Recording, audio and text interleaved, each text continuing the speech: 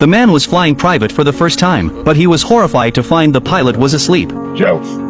Hey, Joe! He called the pilot twice but got no response. That's when the man realized something was wrong. To make matters worse, the plane was visibly shaking without anyone in control. He reached for the pilot's carotid artery, but the next second he broke out in a cold sweat. He couldn't believe the pilot, who had just been joking around, was now dead. Staring at the out-of-control instrument panel, the man started to panic. Still in denial, he reached for the pilot again, but the cold touch didn't lie. The pilot was indeed gone. The man quickly turned around to check the cabin. Thankfully, his family hadn't noticed anything wrong. His two daughters were still arguing over a piece of chocolate. He turned back and forced himself to calm down. But a plane isn't a toy. Looking at the control stick in front of him, his hands hovered in the air, unsure what to do, afraid even the slightest touch could cause disaster. Thankfully, he adjusted his mindset in time, and carefully reached forward.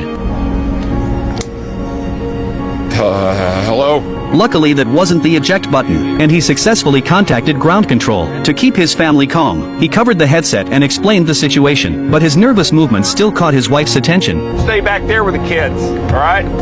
She unbuckled her seatbelt and ignored his attempts to stop her, walking straight into the cockpit. The moment she saw the scene, she was shocked. When she learned the pilot had no pulse, she instinctively tried to perform CPR, but just as she went to unbuckle his belt, the next second, the plane suddenly lost control and plunged toward the ground. The situation inside the cabin became critically dangerous, but just in time, the man managed to lift the pilot back into his seat, barely dodging death. The plane regained altitude and flew forward. With his daughter's help, they moved the pilot's body, while his wife took the co-pilot seat. Acting as a liaison with ground control, she encouraged her husband to believe in himself, but the real test was just beginning. Using the flight manual, his wife discovered the plane was still on autopilot, and they were now at 5,000 meters, still steadily climbing. If it stayed this way, they would eventually die from lack of oxygen. They had to turn off autopilot now, so the man could take full manual control. For his family's safety, he decisively turned off autopilot. Caution. Mom, what is that? Manual caution. Alright.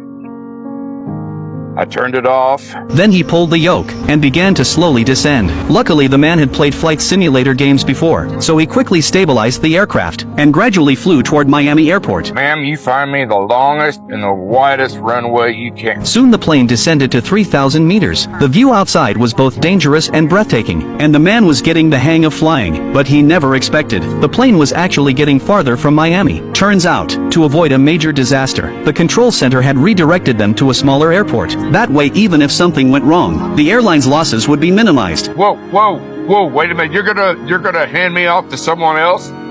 It's affirmative. You'll be crossing into their airspace. These are good people. We've got you, okay? Hearing the voice on the radio, the man's face turned pale with anger, but things got even worse. A strong air current was heading straight for them. If they didn't land within 45 minutes, their chances of survival would be nearly zero. This turns into an FAA emergency to a Coast Guard recovery mission.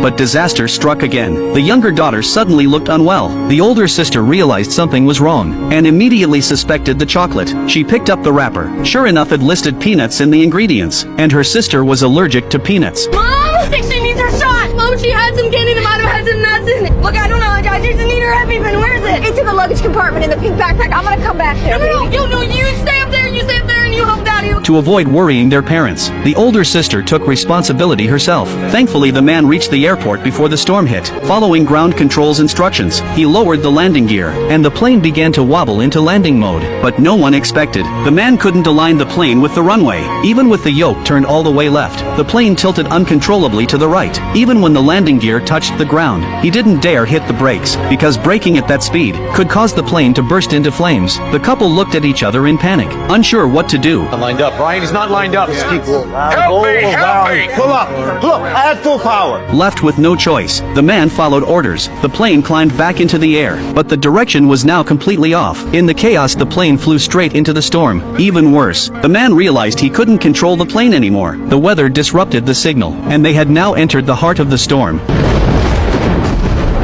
I think we're done.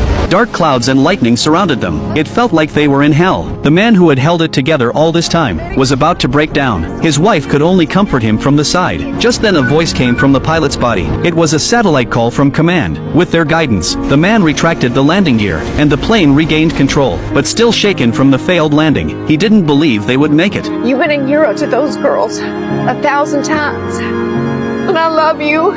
And I believe you can do this.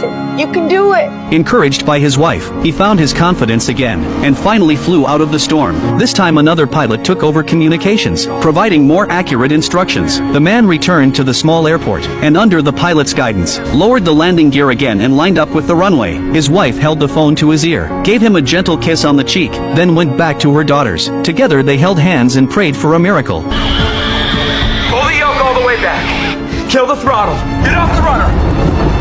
Now, Doug. Let go, Doug. Let go.